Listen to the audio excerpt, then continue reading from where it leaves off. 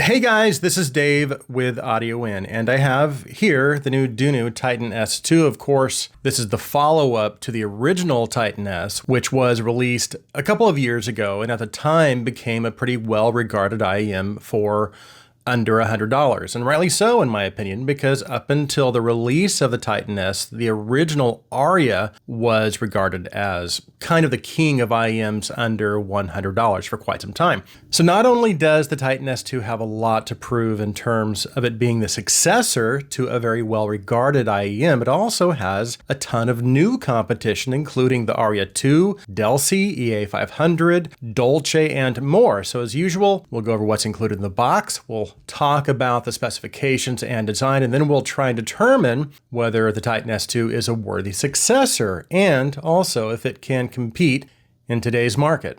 We have a lot to talk about, so let's get started.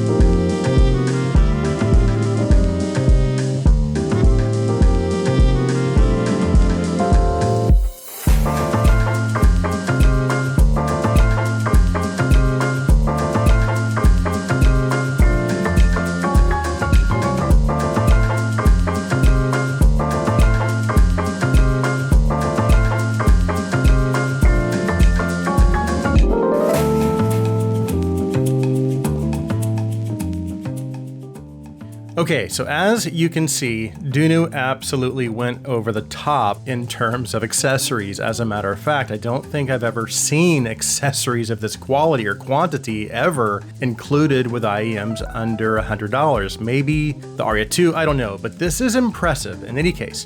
Included in the box are the IEMs and cable. They've also included a very nice case. It's the same case you get with the DaVinci and the Falcon Ultra. You also have an incredible ear tip selection. Again, basically the same ear tips that are included with the DaVinci, Falcon Ultra. So not only do we have some of their basic ear tips, they've also included some of their best and also my personal favorite ear tips, the Candy tips, and then the Dunu S-Nest tips. And they've also included a 3.5 single-ended and 4.4 balanced interchangeable termination for the modular cable. Now, as far as the price specifications and design, the Titan S2 is priced at $79, and it uses a dual chamber and magnetic circuit dynamic driver. The driver is housed in an all-metal shell, and the design does harken back somewhat to the original as far as its shape and the angled cut structure, which is pretty cool. However, because of the chrome finish, I have had a little bit of an issue with fingerprints. It does seem to be fairly well constructed, and while again, it does have some of those angled cuts in the housing, it didn't seem to really affect comfort too much, at least not for me, but it could be maybe potentially an issue for those who have smaller ears. So just something you might want to bear in mind if you're considering purchasing these. Cable is also pretty nice. It's a little different than what we typically see from Dunu because it has a cloth jacketing, but it does feel and look quite nice. It's very manageable, and I really haven't had too many issues with tangling. And of course, since the case is a little on the larger side, it's quite easy to just roll the cable up and store everything in the case. Speaking of the case, again, this is the same case that Dunu includes with some of their nicer IEMs like the DaVinci and Falcon Ultra. And yes, it is a little on the larger side, but it's still very well made and nicely designed. And it also should provide good amounts of protection as well. So in terms of the design, build, the accessories that were included for this price, I think Dunu really went above and beyond, and I feel like they've really outdone themselves this time. So nice job, Dunu. Okay, let's move on to the sound.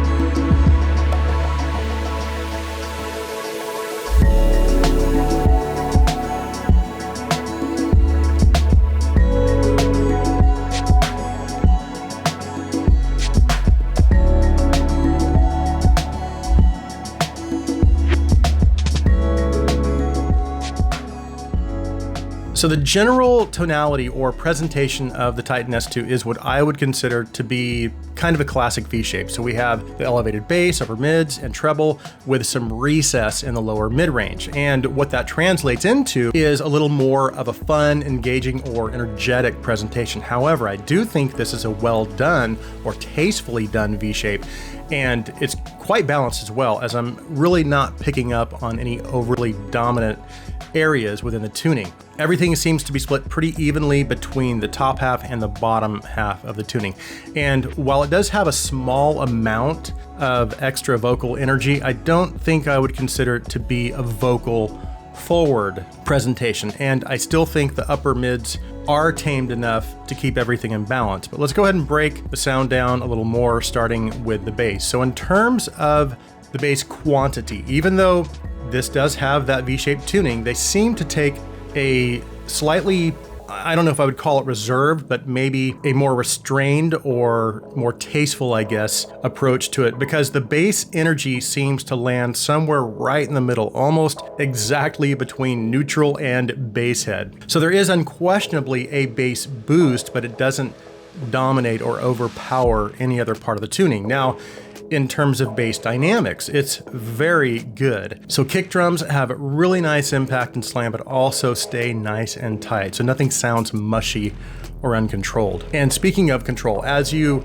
transition out of the bass into the lower mids, of course, that's having that V-shaped tuning, there is some extra mid bass energy that does bring a little bit of warmth into the picture. However, I have to say, somehow they've managed to keep the bass bleed to a minimum. There is a little bit, but it's nothing like I would have expected with this tuning approach, because I'm still getting good mid-bass texture and low-mid detail. So you get the benefits of having a little bit of that extra richness and warmth, but without having to sacrifice too much in terms of mid-range detail, something that I rarely see in V-shaped tuning, especially under $100. And then moving into the mids, as I had mentioned earlier, there is a little bit of a recess going on in the mids, and that does contribute to just a small amount of unnaturalness. However, as V-shaped tuned IEMs go, it's really not that bad, because that recession is pretty mild. And again, this is a little more of a polite approach to a V-shape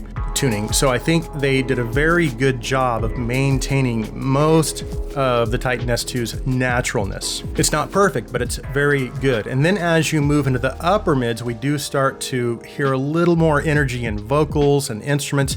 Not that they're overly forward or shouty, but I did notice on certain tracks, depending on the recording, that there were times when my attention was maybe starting to get pulled or drawn towards the upper mids. But again, I feel like that energy was needed to keep everything in balance. And that extra energy also helps to bring a little bit of a sense of clarity to vocals as well. And then as you move into the treble, this is where I started to notice a couple of things that sounded a little, not off necessarily, but maybe starting to veer just a little away from what I would consider to be nicely tuned treble for a V-shaped tuned IM. And this really is a nitpick at this price, especially considering how well everything else is done. So just remember, up to this point, there are basically no other V-shaped tuned IEMs under $100 that can do what the Titan S2 can do, in my opinion. But the thing that I noticed was that some percussive instruments like cymbals, but not just cymbals, I also noticed it with snare attack, with some higher stringed instruments, also with like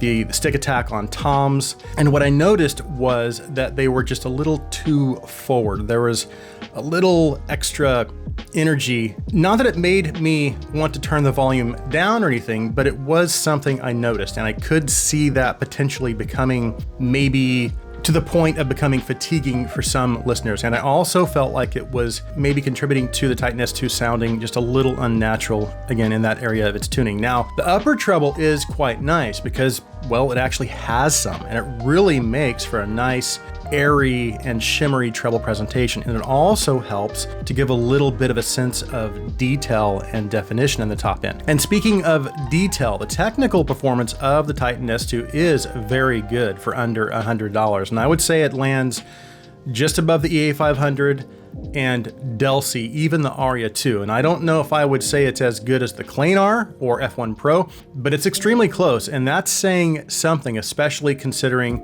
those are both Planars and this is a dynamic driver. Soundstage is decent, not wide, but wide enough to give some sense of left to right spacing. There really isn't much in terms of forward depth and layering. However, again, the left to right positional cues are good enough to place instruments within the sound field. So again, the Titan S2's technicalities are about as good as you can get for this price point.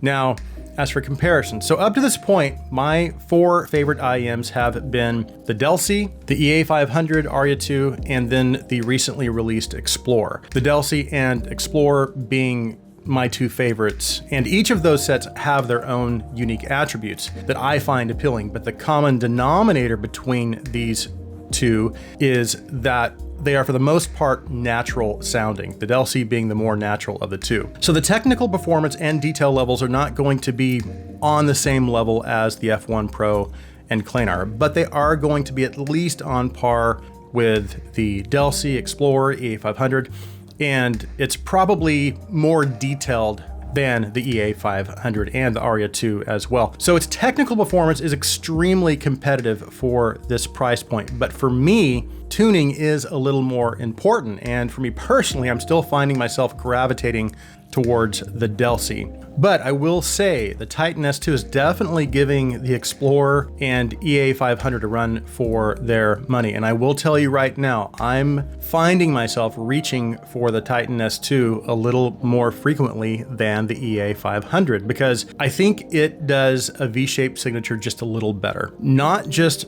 from an engagement standpoint, but also from just a general tuning standpoint. I also feel like its technical performance is a little better as well. But as I had said, the Delsey remains my top pick. So it really comes down between, I guess, the Titan S2 and the Explorer. And I have to say it's extremely close because both of these sets have unique characteristics that I find very appealing. The Titan S2 being very engaging, but as V-shaped signatures go, not being overbearing or fatiguing, and it really just has a very tastefully done V-shaped signature and really good technical chops as well. And then the Explorer offers a more warm, relaxed, and just a very easy listening presentation that works with almost any genre. And I say almost because if you are a vocal lover, the upper mids might be a little too relaxed for you. Otherwise, it's just generally an easy listen, and it's pretty versatile as well. So if you want a tasteful, well-done V-shape that's going to be a little more engaging, then that's what you get with the Titan S2. If you prefer something maybe less engaging and more relaxing and laid back with great bass performance and still also provides really good technical performance for this price point, then the Explorer might be more appealing to you. For me personally, I don't know if I can say that I prefer one over the other. I know that might sound like a cop-out, but if I'm being completely honest, I really like both of them a lot for different reasons. And I've been getting a lot of enjoyment from both sets. I will say, however, the Titan S2's accessories are incredible. Probably some of the best accessories at this price point. So I really do love the Titan S2, and it does easily get my recommendation. So that concludes my review of the Dunu Titan S2. Thanks so much for taking the time to watch. If you like my content, please take a second and hit that subscribe button. Also, if you would please like this video, please share this video. I hope you guys have an awesome day.